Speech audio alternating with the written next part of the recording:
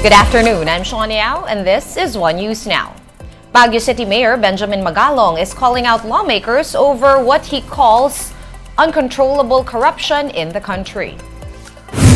Magalong told the big story that corruption has been a big problem in the Philippines, affecting a lot of government projects.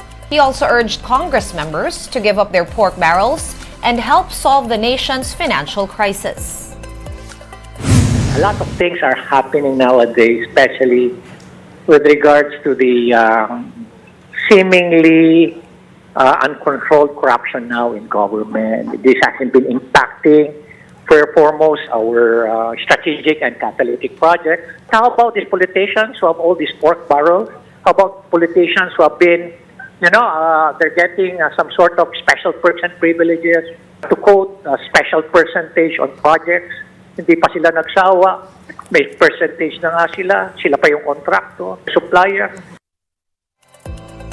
Magalong also announced that he will be leading a movement on good governance. He stressed that it is high time to drum up awareness on the correlation between corruption and poverty. The plan is to create a movement on good governance. It's good governance and then get involved. It will become a movement. We will be able to raise awareness. We have to continue raising awareness on the ill effects of corruption and its correlation to poverty. We're getting a lot of support now coming from cooperatives, from fellow mayors who also believe in good governance. The former police general turned Baguio City mayor is likewise counting on his comrades in the uniformed ranks to help him in his cause. I would say a big number of them are behind us in advocating this movement on good governance. And for former PNP chief and now Senator Ronald Bato de la Rosa, a whole-of-nation approach is needed to ease the Philippines' fiscal situation. In reaction to Magalong's call to action, de la Rosa said he is willing to give away a portion of his monthly pension to help the government. He added that mayors and governors should also contribute. In other news, one agricultural group does not see the prices of agri-goods increasing at least until the end of the year. According to the Samahang Industriya ng Agrikultura or SINAG, the country will have enough rice, pork, and poultry products despite the onset of the El Nino. SINAG explains that there are no supply issues at the moment and that there should be none expected in the next 4 to 5 months, with imports already factored in. Yung takot na tayo ay magkakaroon ng shortage, palagay ko ay hindi naman siya mangyayari. At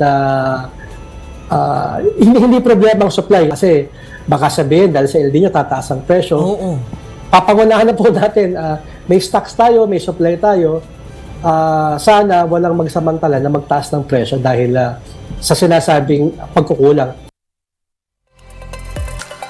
Nevertheless, the El Nino phenomenon does pose a threat to the next cropping season.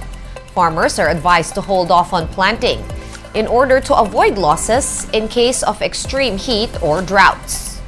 For its part, the government wants to secure the supply of pork and frozen meat in order to avoid price increases. President Bongbong Marcos had admitted that agricultural products are among the primary drivers of inflation.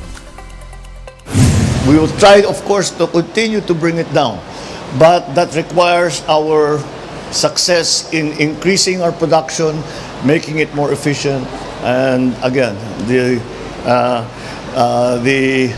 value chain that I'm always talking about ad infinitum already. But it's really the answer. We're gonna pause for a quick break, but One News Now will be back with more stories after that. Stay with us.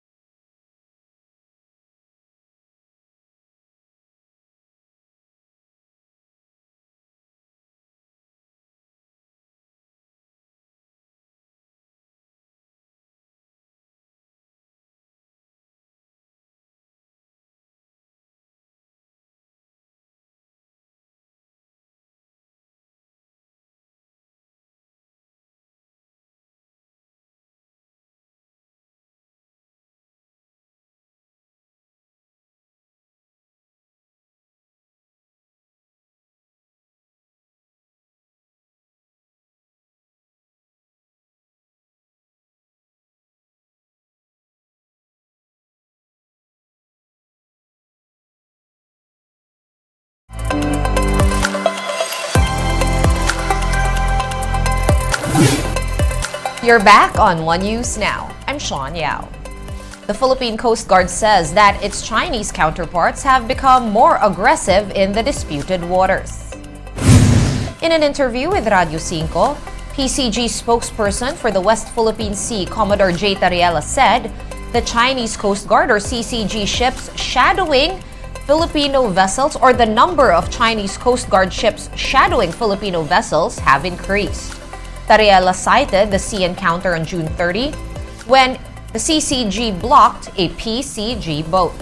The PCG had to slow down in order to prevent a collision. Due to China's aggression in the West Philippine Sea, the Philippines has filed hundreds of notes verbal against Beijing, 97 of which were filed under the Marcos administration. It's only in this particular mission, lalo na sa Ayungin, kung saan merong mga ganitong mas aggressive actions ang China Coast Guard. China Coast Guard ay hindi agresibo in other maritime features. Before, their shadowing is that close, no? They don't hesitate to totally block the Philippine government vessels sa pagpasok sa Ayungin, sir. Let's now take a quick look at today's other top stories. The Supreme Court has affirmed its ruling that the joint oil and gas exploration deal of the country with China and Vietnam is unconstitutional. In denying the motion for reconsideration, the SC stressed that deals like these cannot have as players wholly owned foreign corporations. The tripartite deal, called the Joint Marine Seismic Undertaking, involved one area in the South China Sea covering over 140,000 square meters. President Bongbong Marcos has issued an executive order to streamline the permits for telco and internet infrastructure. Under EO number 32, a new set of guidelines for the issuance of permits, licenses, and other necessary paperwork. This will cover all national government agencies, local governments, and other government-owned and controlled corporations. The Foreign Affairs Department has vowed faster processing of tourist visas for Chinese nationals. The DFA says this is in order to encourage more tourists from Beijing to visit the Philippines. According to the DFA, the government will prioritize visas for tour groups from Chinese tour operators who are accredited by the DFA and the Tourism Department.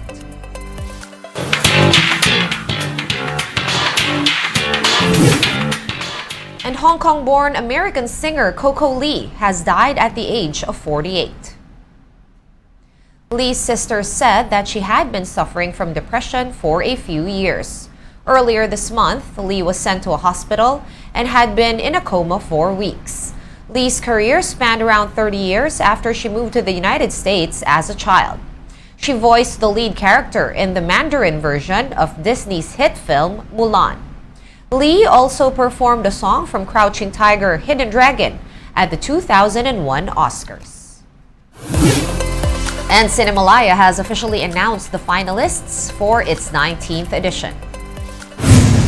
Full-length films include Gitling, Heather, and Ang Duyan ng Magiting, Bulawan ng USA, Rookie, Huling Palabas, When This Is All Over, As If It's True, as well as documentary Maria and animated feature Iti Mapukpukaw. 10 short films about family, adventure, and even zombies will also be shown at the festival. The entries will be screened at the Philippine International Convention Center or PICC. Cinemalaya's traditional venue, which is the cultural center of the Philippines, is currently under rehabilitation. These films will be shown from August 4 to 13 in selected theaters across Metro Manila. This is the first time that the film festival will feature full-length documentary and animated film entries.